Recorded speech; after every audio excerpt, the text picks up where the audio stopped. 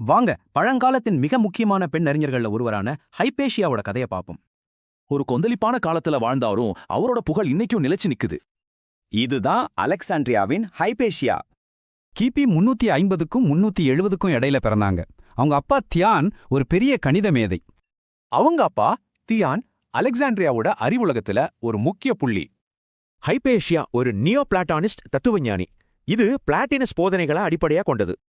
அவங்க காலத்து தத்துவஞானிகள் எல்லாரையும் விட அவங்க ரொம்ப பெரியவங்கன்னு சொல்லப்பட்டாங்க. அவங்க கிட்ட படிக்க பல நாட்டுல இருந்தும் மாணவர்கள் வந்தாங்க. கிறிஸ்தவர்களும் அவங்கள மதிச்சாங்க. ஆனா அவங்க இருந்த அலெக்சாண்ட்ரியா அது அரசியல் மத பதட்டங்கள் நிறைஞ்ச ஒரு இடம். அரசுக்கும் சர்ச்சுக்கும் பெரிய சண்டை. இதுல ஹைபேஷியா நடுவுல மாட்டிக்கிட்டாங்க. ஒரு பக்கம் ஆளுநர் ஓரஸ்டஸ், ஹைபேஷியாவோட ஃப்ரெண்ட். இன்னொரு பக்கம் பிஷப் சிரில். ஓரஸ்டஸும் சிரிலும் சேராம இருக்க ஹைபேஷியா தான் காரணம்னு ஒரு வதந்தி பரவுச்சு. கிபி 415 மார்ச் மாசம் ஒரு கும்பல் அவங்க வண்டியை வழிமுறிக்குது. அவங்கள கைசேரியன்னு ஒரு பழைய கோயிலுக்கு எடுத்துட்டு போனாங்க. அங்க அரசியல் வெறி வன்முறையா மாறுச்சு. அங்க அவங்கள நிர்வாணமாக்கி கூரை ஓடுகளை வச்சு கொடூரமா கொலை செஞ்சாங்க. அவங்கள கொன்னதுக்கு ஒருத்தர் கூட தண்டிக்கப்படல, ஒருத்தர் கூட இல்ல. இந்த கொலை ரோமானிய பேரரசையே உலுக்கிடுச்சு.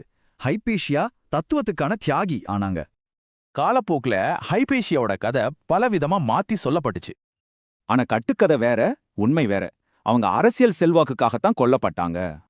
உண்மையில ஹைபேஷியா ஒரு புத்திசாலி ஆசிரியர், தன் அதிகாரத்துக்காக கொல்லப்பட்டவர்.